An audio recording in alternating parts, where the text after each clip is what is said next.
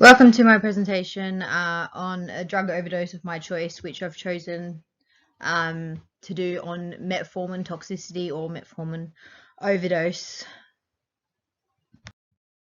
So the background, I've chosen to do this as I think it's one of the more uncommon presentations of drug overdose that we see, especially in the pre-hospital setting, and typically one difficult to diagnose on scene unless it's stated or extremely obvious, as the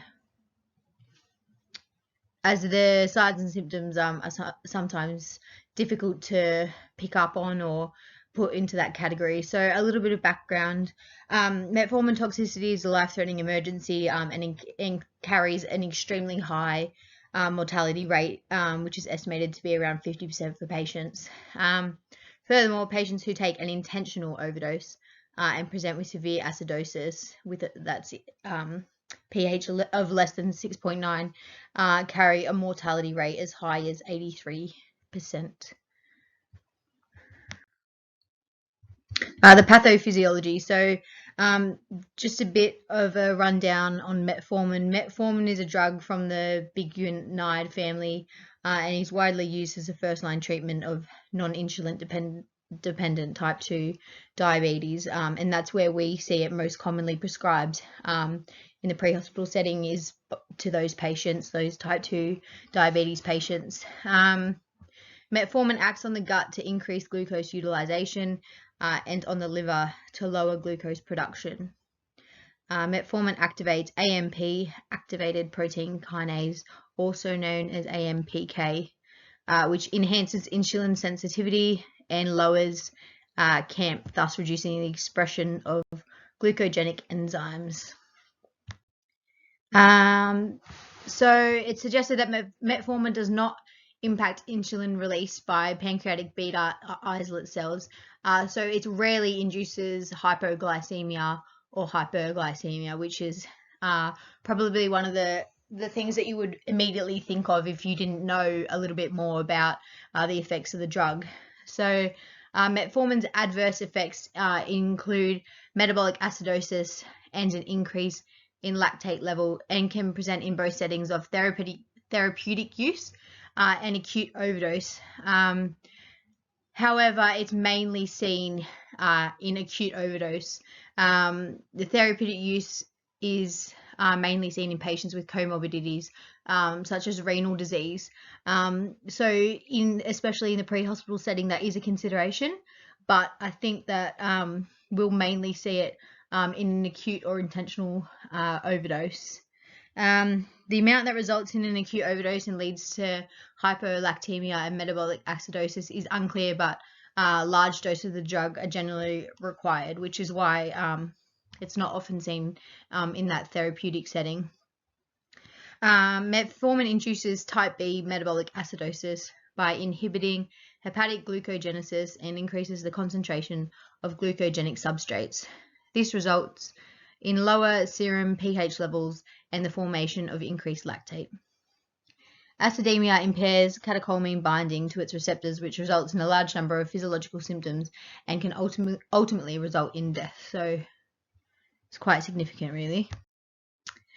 The clinical features and things that we need to be aware of as paramedics is that patients present with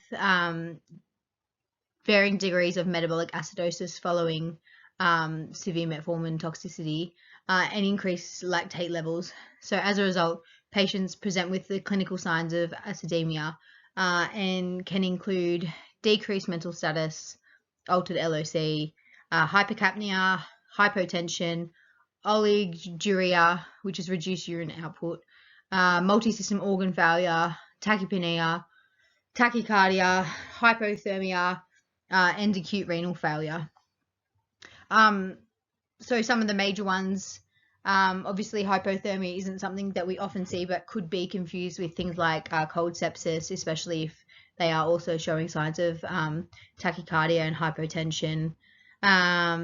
So it's, it's something we need to consider a lot, I think, as clinicians, in order to make a more definitive diagnosis as to if we're suspecting an acidosis rather than just something like a sepsis. So on physical exam, first and always starting with airway. So assess the patient's airway. Are they managing on their own, or do they require manual airway maneuvering or insertion of an airway adjunct, whether that be basic or advanced, starting with OP, orangeal, or nasopharyngeal airway and making our way up to an LMA, iGel, or furthermore, do they require tubing? Breathing, does the patient require ventilatory assistance or supplemental oxygenation? Is there signs of a hypoxia? Do they have peripheral or central visible cyanosis? So whether that be, do they requiring bag valve ventilations, a non-rebreather, or just some basic nasal prongs, depending on the situation. Circulation, so continual assessment of patient circulation, including heart rate, blood pressure, cap refill, constantly reassessing, are they adequately perfused, or does this need intervention? And the patient's disability, assess the patient's GCS. Is there an altered level of consciousness? Are they responding? Are they not responding?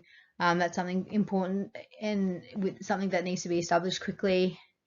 And then on the secondary survey, so if they're in the earlier stages, complaining of any kind of abdominal pain or discomfort, do you need to do a complete focused abdominal assessment? Or are they having some sort of cardiac chest pain or something that you might need to complete a full cardiac assessment? Or is it a respiratory related symptom that might need a full respiratory assessment? So that will again be dependent on the patient, but yeah, should be completed where the clinician thinks it's appropriate. So I've just attached here the New South Wales Ambulance poisoned patient protocol. There's no specific protocol for metformin overdose, but paramedics should be sure to follow the flow chart for a poisoned patient. It's quite straightforward. We'll point you in the right direction of what assessments to complete. I'll let you look at that for yourself. To highlight on there's the Contact the Poison Information Centre. If you need some further information, they're always a good place for contact, especially if you're not quite sure what's been ingested or how much has been ingested, or what you are concerned that a more kind of lethal dose might be, so they can give you information on that. So give that number a ring. Pharmacology. So the pharmacology for a metformin overdose. There's no available immediate antidote or kind of cure for acute metformin toxicity. Current literature suggests that supportive treatment involving managing patient symptoms is what we should be aiming towards. Specific pre-hospital pharmacological interventions include activated charcoal, which I know isn't something specific to New South Wales Ambulance, but it is something that paramedics should be aware of. So that specific drug contains a complex pore structure and large surface area, which allows it to bind to toxic substances in the GI tract and prevent further absorption of the drug. So obviously that may need to be needs to be administered early on. They're suggesting within the first hour of ingestion. So if it's unclear, administer anyway. But yeah, if it's been a while, it's unlikely to have any real effect. The toxicologist recommends an initial dose of 1 gram per kilo, and should only be withheld if the patient is unable to protect their own airway or is at risk of aspiration. So obviously with a reduced GCS, it's not going to be indicated in that setting. Sodium bicarbonate is the major pre-hospital drug for administration in this setting. Again, it's not specifically laid out as being a metformin, or there's no metformin specific protocol, but it does state in there that it can be used for metabolic acidosis. So especially in the case of an intensive care paramedic or an advanced clinician, if they're able to diagnose or have an inkling that it may be that, then they can definitely administer sodium bicarb So it's the treatment of acidosis is used and it's used to prevent further deterioration in the acid-base balance and correct pH through buffering hydrogen ions. The dose is 1 millimole per kilo bolus and a max of 100 millimole, and that's the New South Wales Ambulance sodium bicarb protocol, and I've just attached it in an upcoming slide. Additional pharmacology, compound sodium lactate or Hartmann's, if the patient's presenting with hyperperfusion or hypertension, a 20 ml per kilo bolus is indicated for administration, and in the unlikely event or if there is an altered BGO of less than 4.0 millimoles with associated symptoms, paramedics can begin a 15-gram bolus infusion or 150 ml of glucose 10% to the patient. This is the sodium bicarbonate protocol that New South Wales use. Obviously, it may potentially be different per service, but it's just listed here, adverse effects, contraindications, the dose. It's all set out quite clearly, so have a look at that.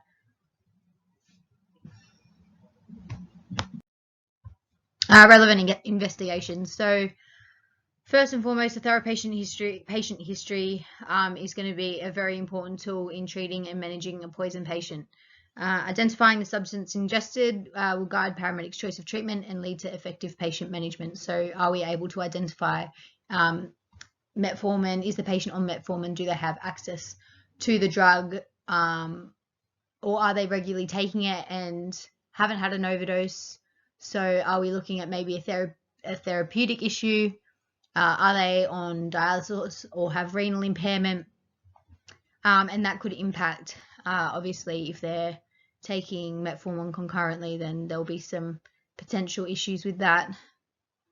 Do they have any mental health history? New South Wales Ambulance uses state and threat assessment, which again I've attached on an upcoming slide.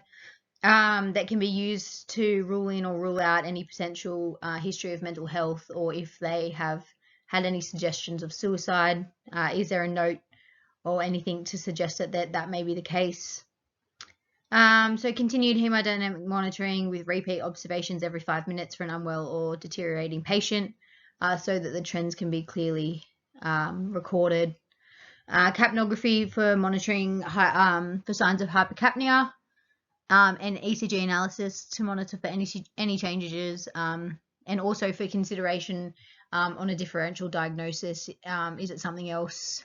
Do you need to consider cardiac involvement from somewhere else? So here I've just attached the state assessment, which might be relevant depending on the situation, and the threat acronym as well for suspected suicide or.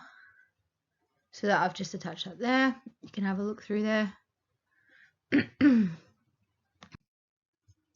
And probably something that I found very significant, and I know currently it's not used in New South Wales Ambulance, but arterial blood gas. So an arterial blood gas can be used to identify changes in pH and lactate and can lead to an early diagnosis of acidosis. This can be profoundly beneficial in patients with challenging presentations, or in situations where clinicians overlook or fail to consider less common etiologies. And this reference here is an interesting article that was done where a crew were unable to, where a crew were presented with a shortness of breath patient, and it was that they had an ABG available, that they were able to diagnose early metabolic acidosis, and that the patient was taking metformin. And without that, they wouldn't have been able to come to that conclusion, and it led to a good outcome for that patient, as it was diagnosed early in the pre-hospital setting. So that's attached in the reference section if you want to have a look at that article, but did find that quite interesting. Yeah, so as it says, there's just can lead to a definitive diagnosis, especially where maybe it was overlooked or clinicians hadn't heard of it, or they just weren't sure. Transport decisions. So patient presenting with severe metformin toxicity in which metabolic acidosis is suspected should be transported rapidly to a hospital capable of advanced intervention, potentially needing ICU facilities, including hemodialysis. A comprehensive code 3 or pre-alert should be provided to the receiving hospital, including clear details that indicate the patient is presenting with metformin overdose, so they're able to prepare appropriately, and it might be that they need to get an anaesthetist or an airway specialist down, prepare ICU, or get hemodialysis organised prior to your arrival. Where available, an ICP should travel with other clinicians, so there's additional resources with advanced airway management available in case the patient deteriorates. And in the instance of a prolonged transport time or in the rural setting, ICP should consider rendezvousing with a medical team or alerting a flight team if required. So the leadership role in this sort of presentation of patient, these include having advanced understanding of drug interactions and knowledge of the potential adverse reactions can allow larger inclusion of potential differential diagnosis, which may have previously been overlooked. Delegating a role for each clinician and ensuring everyone is communicating clearly. Administering advanced drug interventions and performing advanced skills, including ABGs, if they're available, and preparing for an advanced airway should it be required. And identifying a clear plan for patient deterioration and ensuring it's communicated and understood amongst the entire team. And allowing time for a debrief following a complex medical presentation will promote paramedic growth and education for future practice. And as an advanced clinician, you should take responsibility of leading this session. Just attach the reference list there and the second part there. Thank you for listening to my presentation.